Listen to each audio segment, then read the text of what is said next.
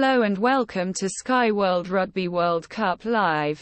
Uruguay vs Namibia ends in chaos as tournament, set for Overhaul, England, Ireland and Scotland all won at the weekend as part of an entertaining Rugby World Cup spectacle.